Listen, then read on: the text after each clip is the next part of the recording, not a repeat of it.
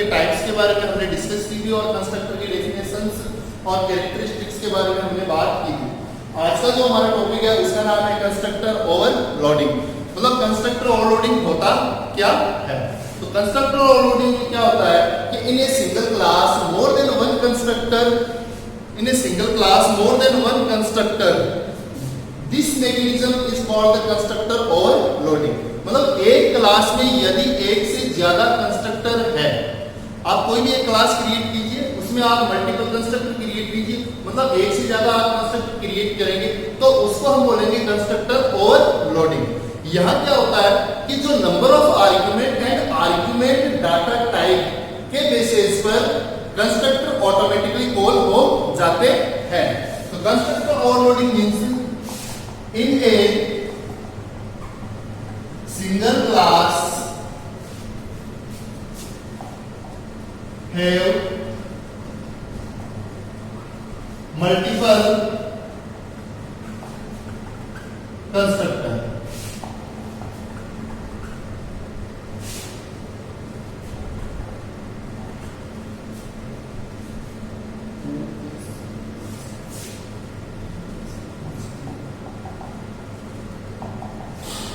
This mechanism is called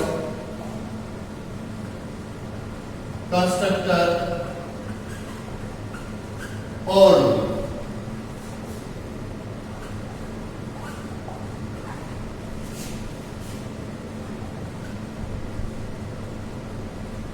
Constructor calling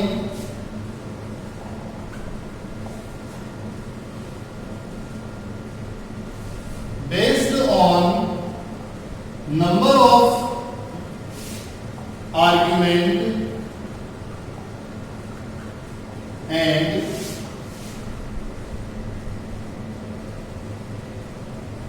argument data type। मतलब कि class एक है, एक क्लास में एक से अधिक कंस्ट्रक्टर है जिनके नाम सेम है बट उनके आर्गुमेंट का डाटा टाइप और आर्गुमेंट की संख्या अलग अलग है। तो इस तरह का जो मैकेनिज्म होता है उसको हम बोलते हैं कंस्ट्रक्टर ओवरलोडिंग। अब वो सारे कंस्ट्रक्टर की कॉलिंग है वो बेस्ड होती है नंबर ऑफ आर्गुमेंट पे और आर्गुमेंट डाटा टाइप पे।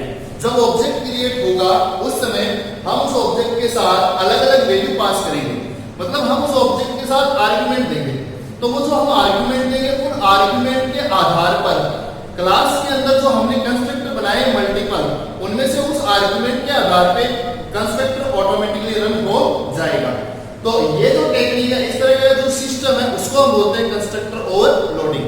अभी हम इसको एक प्रोग्राम के थ्रू समझते हैं। तो इसका प्रोग्राम हम देखते हैं किस तरीके से है।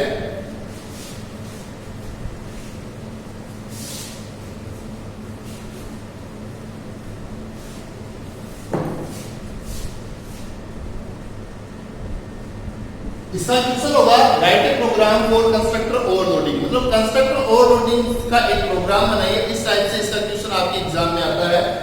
यहां पे सबसे पहले हम hash include iostream.h input output stream.h, ये जो C++ की एक हेडर फाइल्स है वो हमें इंक्लूड करनी है। इसके बाद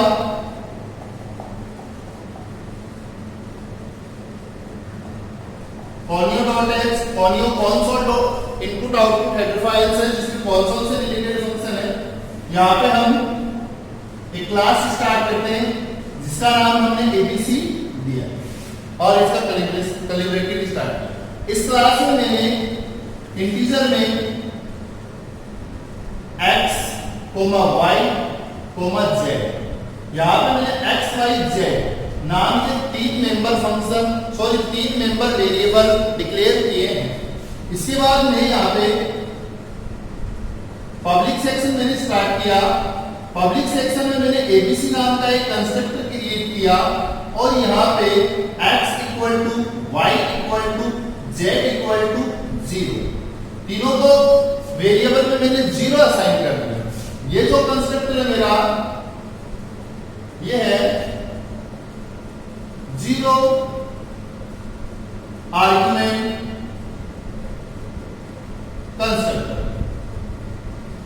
इसको मैंने यहाँ पे क्लोज किया कंस्ट्रक्टर को। फिर उसके बाद मैं एक और कंस्ट्रक्टर क्रिएट करता हूं एबीसी।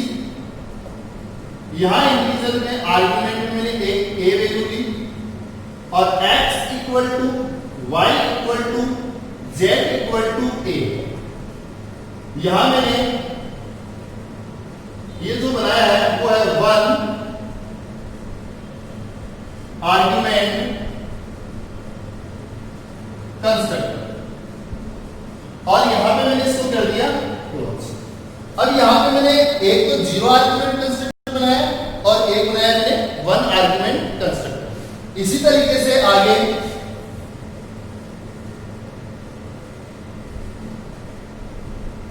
फिर मैंने एक और कंस्ट्रक्टर क्रिएट किया।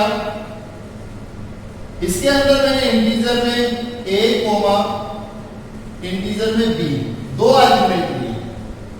तो यहां पे x equal to a, y को मैंने असाइन कर दी b की वैल्यू और जो z है उसमें मैंने a प्लस b कर दिया और ये जो मेरा हो गया वो हो गया 2 आर्गुमेंट कंस्ट्रक्टर।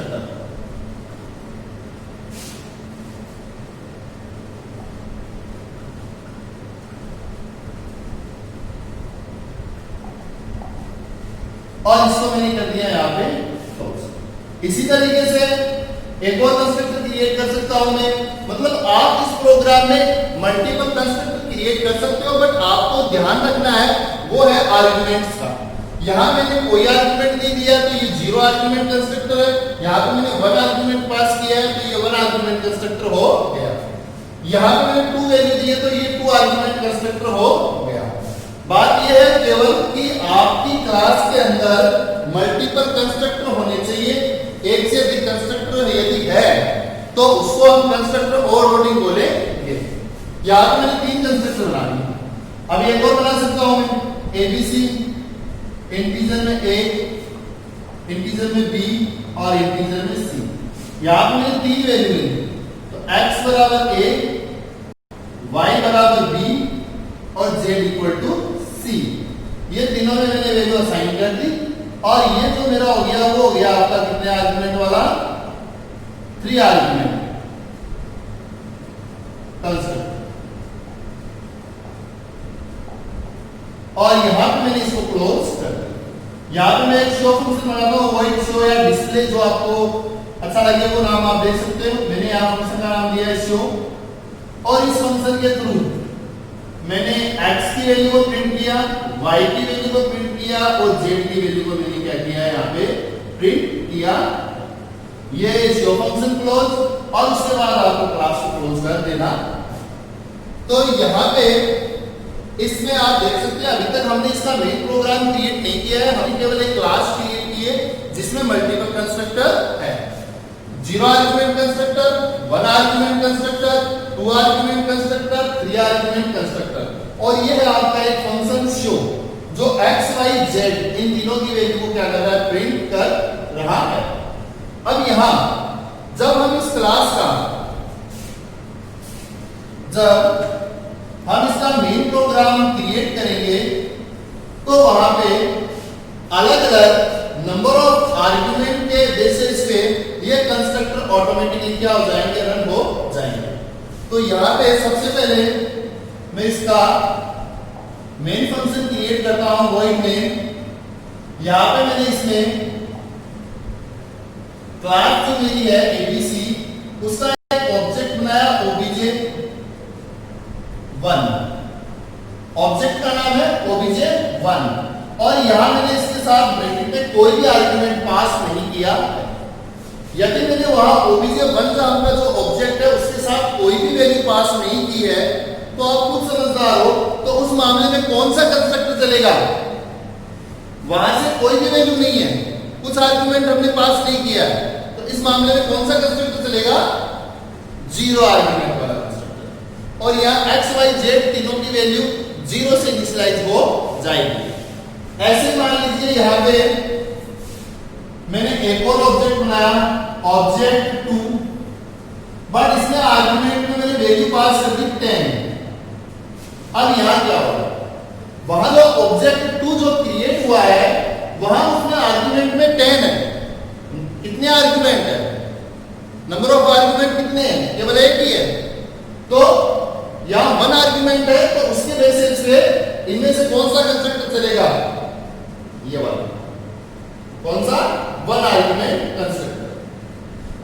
यहां पे इसी तरीके से मैं फिर से एबीसी क्लास का एक और ऑब्जेक्ट नंबर 3 क्रिएट करता हूं, और इसमें मैं आर्गुमेंट में मैंने 1 की जगह 2 वैल्यूज पास कर दी, 2 वैल्यू भेज दी।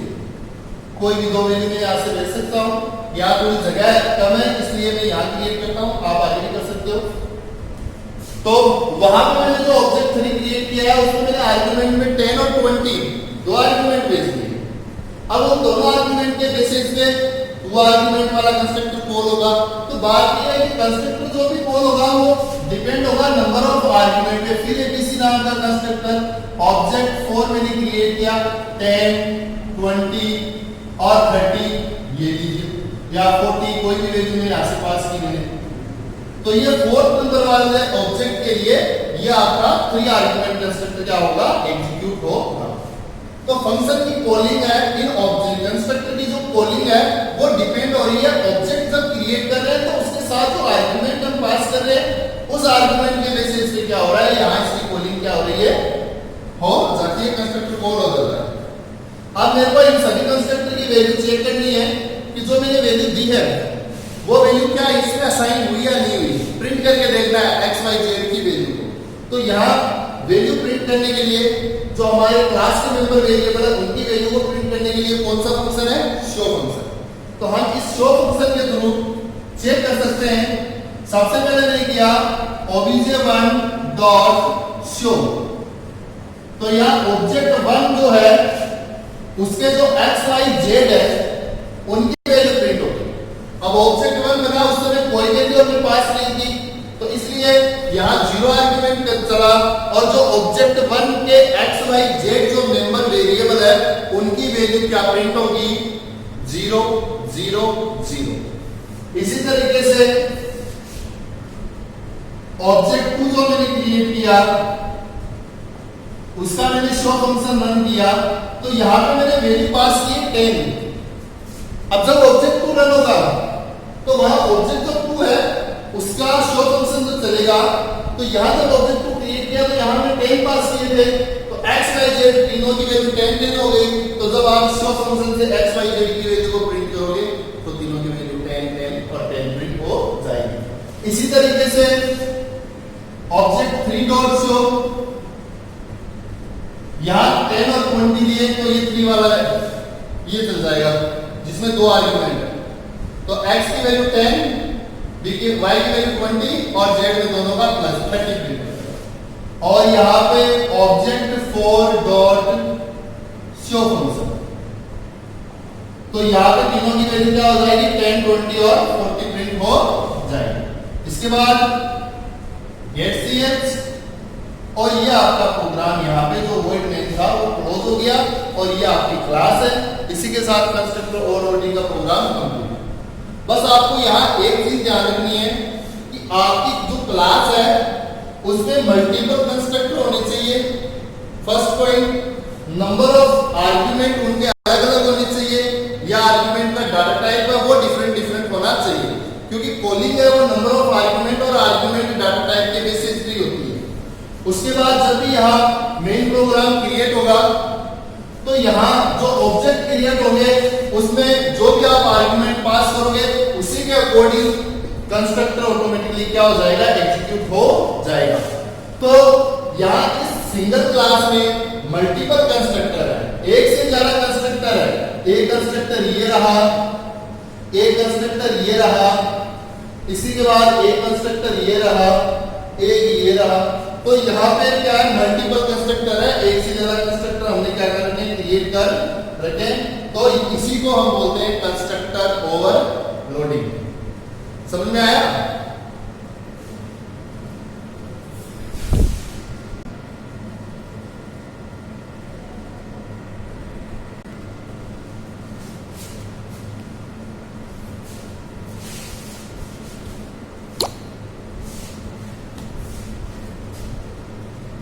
अभी हम बात करते हैं, अगला जो हमारा पॉइंट है कॉपी कंस्ट्रक्टर। कि कॉपी कंस्ट्रक्टर क्या होता है उसके बारे में हम डिस्कस करेंगे।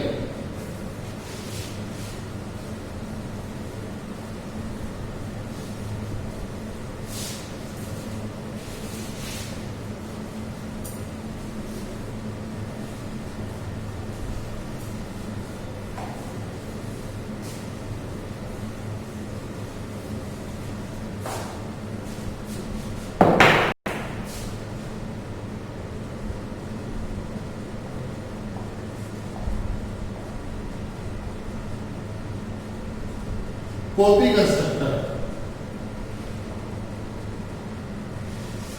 कॉपी कंस्ट्रक्टर जो हमारा टॉपिक है उसमें क्या होता है कि एक क्लास के ऑब्जेक्ट को इनिशियलाइज किया जाएगा और उसी क्लास के दूसरे ऑब्जेक्ट से इनिशियलाइज किया जाएगा। मतलब कि एक ऐसा कंस्ट्रक्टर होगा जो खुद की क्लास का ऑब्जेक्ट एज ए आर्गुमेंट लेगा और नया जो ऑब्जेक्ट क्रिएट हो रहा है उसको इनिशियलाइज कर देगा। इसको आप ऐसे समझ सकते हो जैसे ये ऑब्जेक्ट है जिसके अंदर x और y की वैल्यू सपोज कीजिए मैंने 10 और 20 कर दी। अब जब मैं एक दूसरा ऑब्जेक्ट बना रहा हूं, ऑब्जेक्ट 1 जब मैं क्रिएट कर रहा हूं, इसके अंदर x और जो y है, इसके अंदर जो x और y है उनकी वैल्यू क्या हो, इस ऑब्जेक्ट में जो है वही हो। यानी जो ऑब्जेक्ट ओबी है उसकी हमें क्या करनी है, कॉपी करनी है। इस ऑब्जेक्ट की हमें क्या करनी है, कॉपी, और किसमें कर देनी है, दूसरे ऑब्जेक्ट में। तो एक ऐसा कंस्ट्रक्टर जो खुद की क्लास का ऑब्जेक्ट एज ए आर्गुमेंट लेगा और ऑब्जेक्ट को जो नया ऑब्जेक्ट क्रिएट होगा उसको इनिशियलाइज करेगा। तो इस प्रोसेस को हम बोलते हैं कॉपी कंस्ट्रक्टर। तो यहां एक constructor a constructor that take argument of a object of same class and used to initialize a new object। यानी कि वो कंस्ट्रक्टर जो खुद की क्लास का या ऑब्जेक्ट आर्गुमेंट में लेगा और एक नए ऑब्जेक्ट को क्या करेगा, इनिशियलाइज करेगा। तो इसकी डेफिनेशन हम राइट करते हैं। सबसे पहले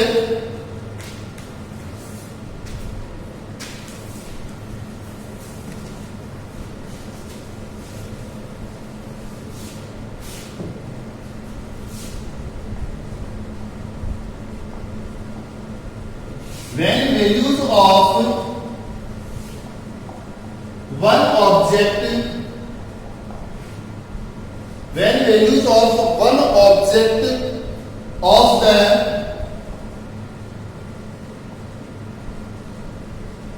of the class are used to initialize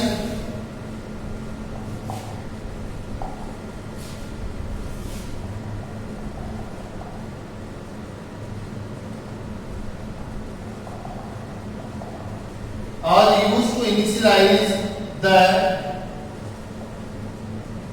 object of same class।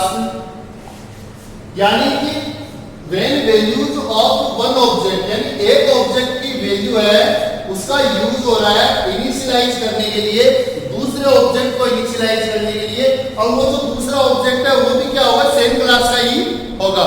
तो उसको हम क्या कहेंगे, कॉपी कंस्ट्रक्टर। तो दिस प्रोसेस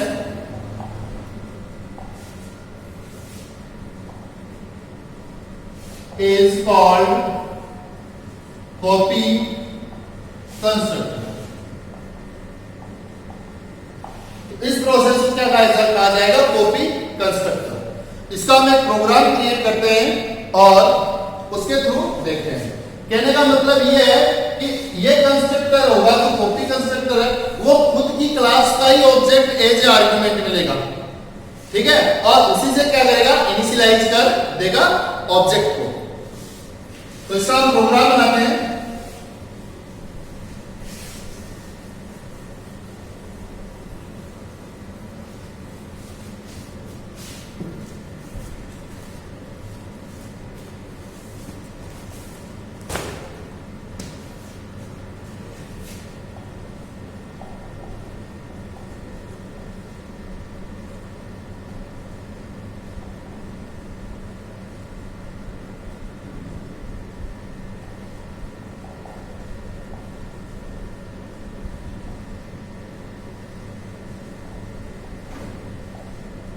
ये दो हेडर फाइल मैंने इंक्लूड की। इसके बाद यहाँ पे क्लास क्रिएट करते हैं हम। क्लास का नाम मैंने एबीसी दिया है। इस क्लास के अंदर मैंने एक प्राइवेट मेंबर बनाया है, प्राइवेट मेंबर जिसका नाम है एक्स। और इसके बाद पब्लिक सेक्शन में एक कंस्ट्रक्टर बना रहा हूं जो एक्स को इनिशियलाइज करेगा और वो आपका वन आर्गुमेंट कंस्ट्रक्टर होगा। तो यहां मैंने जो एक्स था क्लास का मेंबर वेरिएबल उसको ए से इनिशियलाइज कर दिया। ये आपका वन आर्गुमेंट कंस्ट्रक्टर हो गया। अब मेरे को एक ऐसा कंस्ट्रक्टर क्रिएट करना है जो खुद की क्लास का ऑब्जेक्ट है वो as a reference, as a argument लेगा और उससे उसको जो उससे नए ऑब्जेक्ट का जो मेंबर वेरिएबल है उसको वो इनिशियलाइज करेगा। तो यहीं पे ध्यान से देखिए, एबीसी नाम का मैंने एक कंस्ट्रक्टर बनाया जो एबीसी क्लास का ये ऑब्जेक्ट रेफरेंस में ले रहा है। या एबीसी एक कंस्ट्रक्टर है जो एबीसी क्लास का एक ऑब्जेक्ट एज रेफरेंस ले रहा है। ये रेफरेंस वेरिएबल के लिए। अब यहां तो ये बन गया ये रेफरेंस वेरिएबल बन गया। यहां पे मैंने जो x है उसको इनिशियलाइज कर दिया ऑब्जेक्ट डॉट एक्स की वैल्यू से। यानी ये जो x है ये नए ऑब्जेक्ट का मेंबर वेरिएबल है और ये जो ऑब्जेक्ट डॉट एक्स है ये जो ऑब्जेक्ट पहले से बना हुआ है उसके x की वैल्यू नए ऑब्जेक्ट के x में इनिशियलाइज हो जाएगी, यानी कॉपी हो जाएगी। तो ये जो मेरा कंस्ट्रक्टर बना इसको मैं बोलता हूं कॉपी कंस्ट्रक्टर। तो यहां एक मैसेज दे देते हैं cout copy constructor invoke. Invoke का मतलब रन हो गया। तो नए ऑब्जेक्ट के x जो मेंबर वेरिएबल है उसमें पहले से बने हुए ऑब्जेक्ट के x की वैल्यू क्या हो जाएगी, कॉपी हो जाएगी। इसके बाद यहां पे एक शो फंक्शन बनाते हैं, डिस्प्ले फंक्शन जो वैल्यू को शो करेगा, डिस्प्ले करेगा। void शो, यहां मैंने सी आउट से x इक्वल टू x की वैल्यू को प्रिंट किया और इसे कर दिया क्लोज। ये मैंने क्लास को क्लोज कर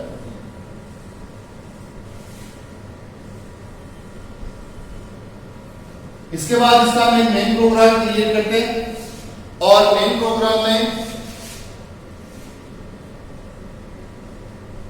void main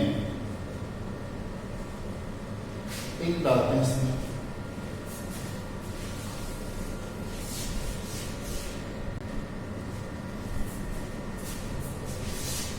तो इसका जो हम void main क्रिएट करेंगे उसमें जो मेरी क्लास है एबीसी उसका मैंने एक ऑब्जेक्ट किया, ओबीजे नाम का एक ऑब्जेक्ट क्रिएट किया और इसके आर्गुमेंट में मैंने यहां से 10 पास कर दिया। तो ये जो मैंने आर्गुमेंट में 10 पास किए ये वैल्यू के लिए वन आर्गुमेंट कंस्ट्रक्टर चलेगा और इस ऑब्जेक्ट के जो x है उसकी वैल्यू 10 इनिशियलाइज हो जाएगी। उसके बाद मैंने फिर से एबीसी क्लास का एक ऑब्जेक्ट 1 क्रिएट किया और इक्वल लगा के यहां ऑब्जेक्ट को असाइन कर दिया।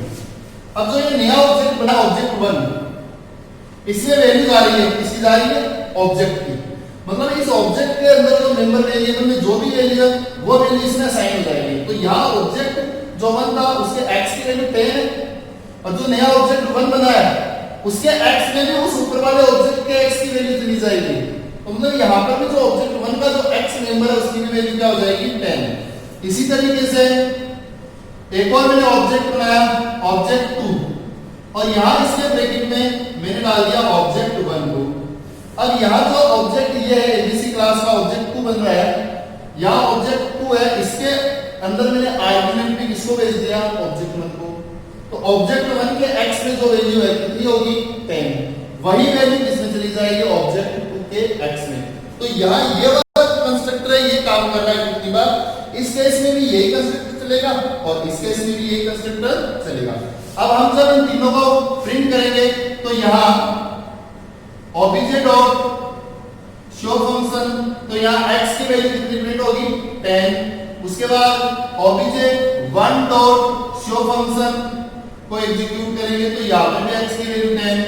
अगला जो ऑब्जेक्ट 2 डॉट शो फंक्शन हमने रन किया तो इसमें भी x की वैल्यू 10।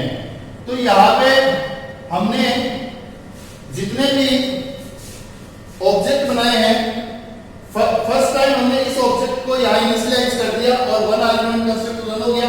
उसके बाद ऑब्जेक्ट की कॉपी ऑब्जेक्ट 1 में हो गई, ऑब्जेक्ट 2 में ऑब्जेक्ट 1 की कॉपी हो गई, तो इसकी कॉपी इसमें और इसकी कॉपी इसमें हो गई। तो यहाँ जो तीनों ऑब्जेक्ट है उनके x की वैल्यू क्या हो जाएगी 10 10 और 10।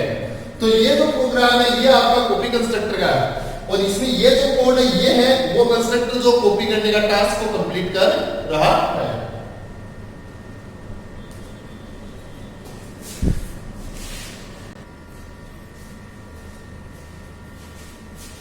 अगला जो हमारा पॉइंट है वो है डिफॉल्ट कंस्ट्रक्टर। तो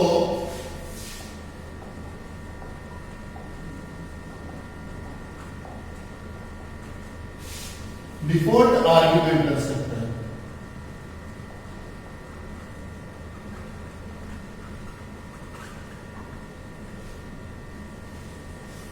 डिफॉल्ट आर्ग्यूमेंट कंस्ट्रक्टर ये है टॉपिक का। अब डिफॉल्ट आर्ग्यूमेंट कंस्ट्रक्टर होता है क्या? सबसे पहले बात ये डिफॉल्ट आर्ग्यूमेंट कंस्ट्रक्टर में क्या होता है कि यदि कंस्ट्रक्टर को वैल्यू प्रोवाइड नहीं की जाए, यानी कंस्ट्रक्टर को यदि हम आर्गुमेंट प्रोवाइड नहीं करवाते हैं तो कंस्ट्रक्टर के पास क्या होता है कि कुछ वैल्यू हम पहले से सेट कर देते हैं, यानी हम कुछ डिफॉल्ट वैल्यू सेट कर देते हैं और उस डिफॉल्ट वैल्यू से वो ऑब्जेक्ट को क्या करेगा इनिशियलाइज करेगा। मतलब यदि जब ऑब्जेक्ट क्रिएट हो रहा है उस समय उसको कोई वैल्यू दी जाती है तो वो जो आर्गुमेंट दिया गया उससे वो इनिशियलाइज कर देगा ऑब्जेक्ट को। और यदि पैरामीटराइज्ड कंस्ट्रक्टर उसे किसी भी टाइप का कोई भी आर्गुमेंट प्रोवाइड नहीं करवाता है तो उस केस में जो डिफॉल्ट कंस्ट्रक्टर है वो क्लास के मेंबर वेरिएबल को डिफॉल्ट वैल्यू से इनिशियलाइज करेगा। इसका मतलब ये हो गया कि वह कंस्ट्रक्टर जो ऑब्जेक्ट को डिफॉल्ट वैल्यू से इनिशियलाइज करता है वो आपका डिफॉल्ट कंस्ट्रक्टर कहलाएगा। और यदि पैरामीटराइज्ड कंस्ट्रक्टर वैल्यू प्रोवाइड नहीं करवाता है तो उस वैल्यू को उस ऑब्जेक्ट को जो मेंबर वेरिएबल है उनको डिफॉल्ट वैल्यू से इनिशियलाइज कर दिया जाएगा। तो इसको हम क्या बोलते हैं default constructor. A constructor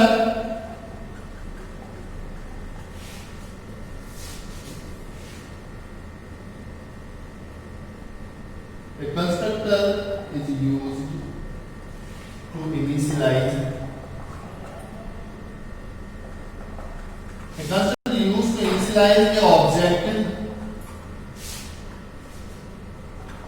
with default value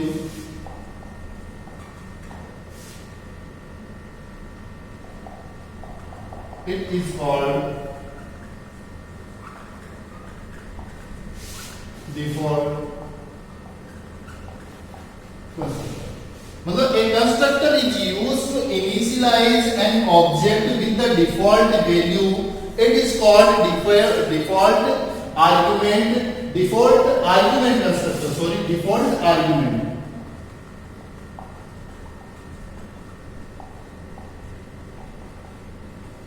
It is called default argument constructor. If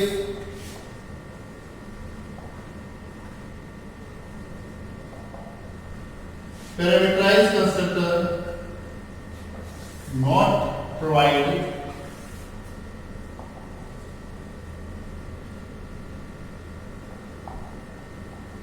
argument, then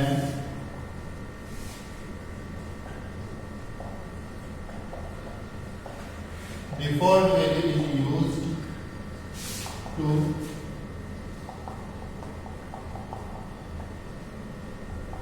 initialize.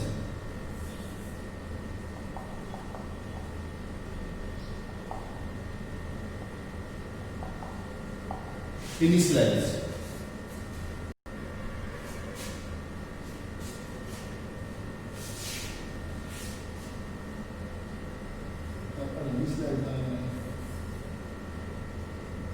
The default value is used to initialize IMILIZED। Okay, तो यहाँ पे जो डिफॉल्ट कंस्ट्रक्टर क्या होगा, वो कंस्ट्रक्टर जिसको यदि आर्गुमेंट दिया जाएगा तो आर्गुमेंट से वैल्यू को इनिशियलाइज कर देगा, और यदि आर्गुमेंट प्रोवाइड नहीं है तो उसने जो डिफॉल्ट वैल्यू सेट कर रखी है उससे वो ऑब्जेक्ट को इनिशियलाइज कर देगा। तो इसको हम बोलते हैं डिफॉल्ट आर्गुमेंट कंस्ट्रक्टर।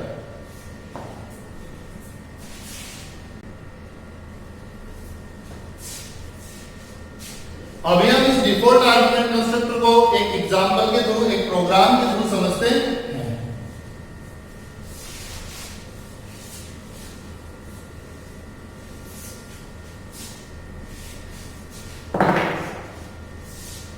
तो सबसे पहले मैंने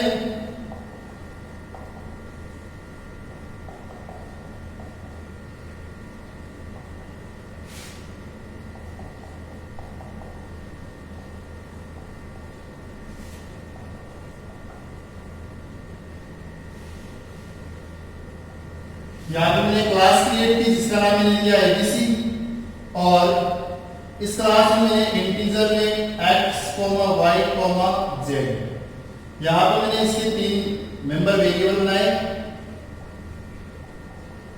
पब्लिक सेक्शन मैंने क्रिएट किया, और पब्लिक सेक्शन में एक कंस्ट्रक्टर बना रहा हूं डिफॉल्ट आर्गुमेंट कंस्ट्रक्टर, जिसमें मैंने एक इंटीजर a जिसकी वैल्यू मैंने यहां से मान लीजिए कर दी 5, इसी तरीके से एक इंटीजर b जिसकी मैंने डिफॉल्ट वैल्यू कर दी 6, और यहां पे मैंने एक इंटीजर में c वेरिएबल बना लिया जिसकी मैंने डिफॉल्ट वैल्यू कर दी कितनी 7।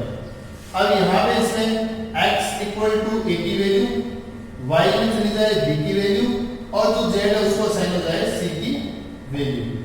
यहां इसको मैंने एक मैसेज दिया कि ये कौन सा कंस्ट्रक्टर है, def डिफॉल्ट कंस्ट्रक्टर। यहां पे मैंने इसको क्लोज किया, इसके बाद एक वॉइड शो फंक्शन क्रिएट किया, और यहां पे मैंने x इक्वल टू x की वैल्यू को प्रिंट किया, y इक्वल टू y की वैल्यू को प्रिंट किया, और z इक्वल टू z की वैल्यू को प्रिंट किया। शो फंक्शन को क्लोज किया, और यहां पे क्लास क्लोज कर। इस प्रोग्राम में ये जो कंस्ट्रक्टर है ये आपका डिफॉल्ट आर्गुमेंट कंस्ट्रक्टर, क्योंकि यहाँ पे जो इस कंस्ट्रक्टर में जो आर्गुमेंट मैंने दिए हैं उन आर्गुमेंट्स की मैंने यहाँ पे कोई ना कोई डिफॉल्ट वैल्यू सेट कर रखी है। तो जैसे a की वैल्यू मैंने 5 सेट कर दी, b की 6 कर दी, और c की 7 कर दी, तो ये abc की वैल्यू x, y, z में क्या होगी, साइन हो जाएगी, और ये डिफॉल्ट कंस्ट्रक्टर हो जाएगा। अब इसका मेन प्रोग्राम देखते हैं। यहाँ वॉइड में यहां पे जो मेरी क्लास है एबीसी, उसका मैंने एक ऑब्जेक्ट बनाया ओबीजे, और इस ओबीजे ऑब्जेक्ट में मैंने क्या किया, कोई भी आर्गुमेंट पास नहीं किया, कुछ भी आर्गुमेंट नहीं बताया। तो इस ऑब्जेक्ट के लिए यही कंस्ट्रक्टर चलेगा, और यदि मैंने कोई भी वैल्यू यहां से पास नहीं की है, पैरामीटर मैंने दिए नहीं है, तो यहां पे ये जो a, b और c इनकी जो डिफॉल्ट वैल्यू सेट कर रखी है 5, 6 और 7, वो वैल्यू क्या हो जाएगी, असाइन हो जाएगी, इनिशियलाइज हो जाएगी।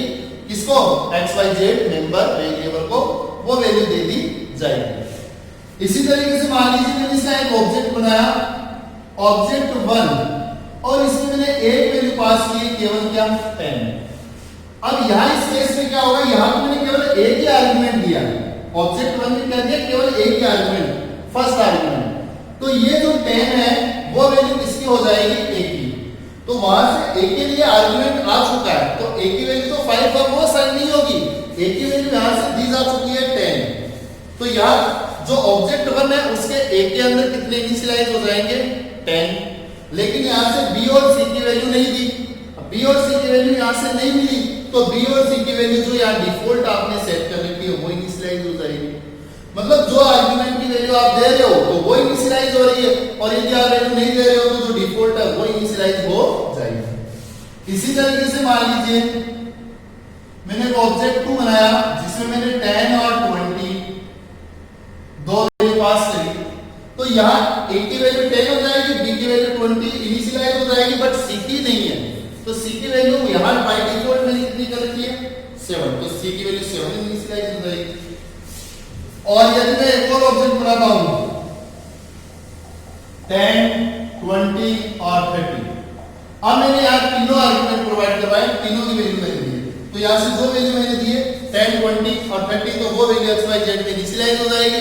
और यदि मैं वैल्यू नहीं पास कर रहा हूँ, आर्गुमेंट नहीं दे रहा हूँ, तो यहाँ जो डिफॉल्ट वैल्यू मैंने सेट कर रखी है उससे वो मेंबर वेरिएबल क्या हो जाएंगे, इनिशियलाइज हो जाएंगे।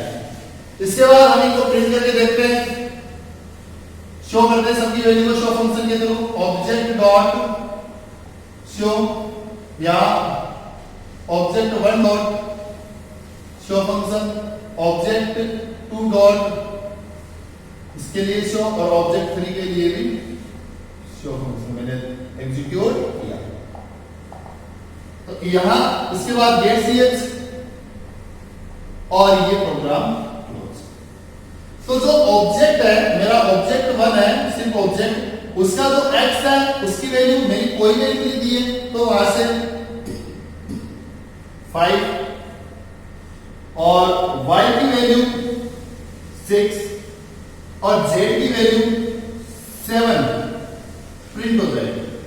ऑब्जेक्ट जो 1 है, ऑब्जेक्ट 1 उसके x की वैल्यू को होगी कितनी प्रिंट 10, लेकिन y की 6 और z की 7 ही प्रिंट होगी, क्योंकि मैंने इनकी वैल्यू पास नहीं की। यहां ऑब्जेक्ट जो 2 है, ये ऑब्जेक्ट 1 है, ऑब्जेक्ट 2 में क्या होगा, x की वैल्यू 10, y की वैल्यू 20, लेकिन z की वैल्यू नहीं दी, इसलिए कितनी होगी, डिफॉल्ट वैल्यू आ जाएगी 7।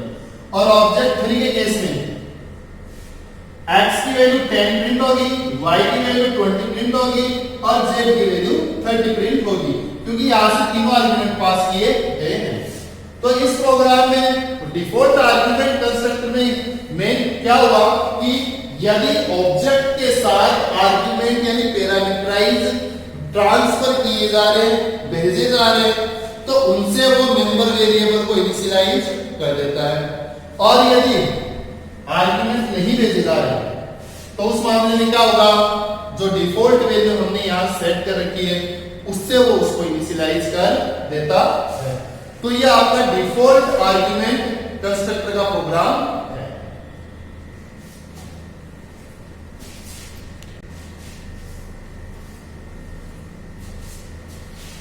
सो स्टूडेंट्स, कंस्ट्रक्टर जो हमारा चैप्टर था कंस्ट्रक्टर और कंस्ट्रक्टर वाला, उस चैप्टर में हमने जो जो पॉइंट्स कवर किए मैं उनके बारे में एक बार आपको बताता हूं। सबसे पहले हमने यहाँ पे इसमें पढ़ा था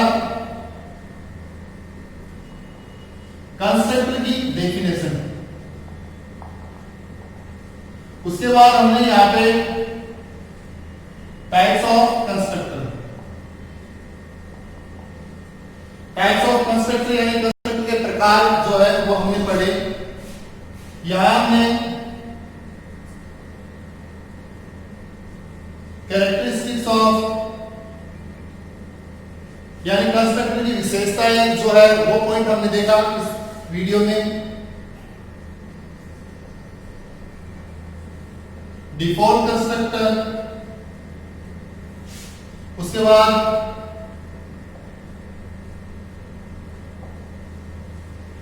parameterised constructor,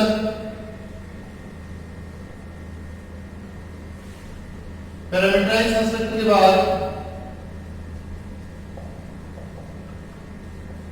constructor overloading, copy, constructor default, argument, constructor, ये पॉइंट्स हमने इस चैप्टर में कवर किए। अभी हमारे इस चैप्टर में दो पॉइंट रह गए, एक तो है डायनेमिक कंस्ट्रक्टर और एक हमारा जो पॉइंट है कंस्ट्रक्टर। ये जो दो पॉइंट है ये हमारे रह गए और बाकी के जो पॉइंट्स है वो हमने क्या किए, कवर कर लिए। तो यहां हम इनकी एक बार शॉर्ट में बात करते हैं। सीधी सी बात है, constructor is a special type of function that used to initialise the object. एक स्पेशल टाइप का, एक विशेष प्रकार का फंक्शन होता है कंस्ट्रक्टर, और उसका जो काम है वो ऑब्जेक्ट को इनिशियलाइज करना होता है। टाइप्स ऑफ कंस्ट्रक्टर की बात करें तो कंस्ट्रक्टर मेनली दो प्रकार के, एक होते हैं आपके डिफॉल्ट कंस्ट्रक्टर और एक होते हैं आपके पैरामीटराइज्ड कंस्ट्रक्टर। कैरेक्टरिस्टिक्स की बात करें तो मैंने कंस्ट्रक्टर की कैरेक्टरिस्टिक्स आपको नोट करवाई थी, बताई थी बोर्ड पे, वहां पे हमने बात की थी कि जैसे पहली कैरेक्टरिस्टिक्स है कि कंस्ट्रक्टर का नाम और क्लास का नाम क्या होगा, सेम। कंस्ट्रक्टर हमेशा पब्लिक सेक्शन में क्रिएट होते हैं, कंस्ट्रक्टर ऑटोमेटिकली कॉल होते हैं जब ऑब्जेक्ट क्रिएट होता है। कंस्ट्रक्टर का कोई रिटर्न टाइप नहीं होता और कंस्ट्रक्टर को इनहेरिट भी नहीं कर सकते। कंस्ट्रक्टर ओवरलोडिंग जरूर आप कर सकते हो। डिफॉल्ट कंस्ट्रक्टर की बात करें, वो कंस्ट्रक्टर जो कोई आर्गुमेंट नहीं लेता है और ऑब्जेक्ट को किसी फिक्स वैल्यू से इनिशियलाइज करता है, वो आपका डिफॉल्ट कंस्ट्रक्टर होता है, या आप उसको जीरो आर्गुमेंट कंस्ट्रक्टर भी बोल सकते हो। पैरामीटराइज्ड कंस्ट्रक्टर वो होगा जो आपसे कोई ना कोई वैल्यू एज ए आर्गुमेंट लेगा और आपने जो भी वैल्यू दी है उसी से ऑब्जेक्ट को इनिशियलाइज करेगा। इसमें मैंने आपको 1 आर्गुमेंट, 2 आर्गुमेंट और 3 आर्गुमेंट कंस्ट्रक्टर के एग्जांपल भी बताए थे। फिर आता है कंस्ट्रक्टर ओवरलोडिंग, और constructor overloading means in a single class more than one constructor have same name, यानी कि एक क्लास में एक से ज्यादा कंस्ट्रक्टर जिनके नाम समान है बट उनके आर्गुमेंट की संख्या और आर्गुमेंट का डाटा टाइप क्या है, भिन्न भिन्न होता है, उसे हम बोलते हैं कंस्ट्रक्टर ओवरलोडिंग। और अगला जो इसमें पॉइंट है वो कॉपी कंस्ट्रक्टर, यानी कि एक ऐसा कंस्ट्रक्टर जो ऑब्जेक्ट को इनिशियलाइज करने के लिए खुद की क्लास का ऑब्जेक्ट एज ए रेफरेंस लेता है और उससे नए ऑब्जेक्ट को इनिशियलाइज कर देता है, यानी कि एक ऑब्जेक्ट की कॉपी दूसरे ऑब्जेक्ट में की जाती है, वो आपका कॉपी कंस्ट्रक्टर है। एक है, उसके बाद अगला जो पॉइंट है वो है डिफॉल्ट आर्गुमेंट कंस्ट्रक्टर। इसमें क्या होता है कि यदि आर्गुमेंट पास किए जाते हैं तो जो वैल्यू आर्गुमेंट या जो पैरामीटर हम पास कर रहे हैं उससे मेंबर वेरिएबल को इनिशियलाइज कर दिया जाता है, और यदि आर्गुमेंट पास नहीं किए जाते तो कंस्ट्रक्टर के पास जो वैल्यू पहले से फिक्स है और परमानेंट उसने जो वैल्यू डिसाइड कर रखी है यानी पहले से सेट कर रखी है, उसी वैल्यू से वो क्या करता है, ऑब्जेक्ट को इनिशियलाइज कर देता है, या फिर हम जो वैल्यू देंगे उससे ऑब्जेक्ट को इनिशियलाइज कर देगा। इसके बाद डिफॉल्ट कंस्ट्रक्टर के बाद डायनेमिक कंस्ट्रक्टर और डिस्ट्रक्टर, ये जो दो टॉपिक है ये हम अगले वीडियो में देखेंगे। Thanks for watching video. I hope आपको समझ में आया होगा। फिर भी यदि कोई आपके डाउट है तो आप कमेंट करके पूछ सकते हैं।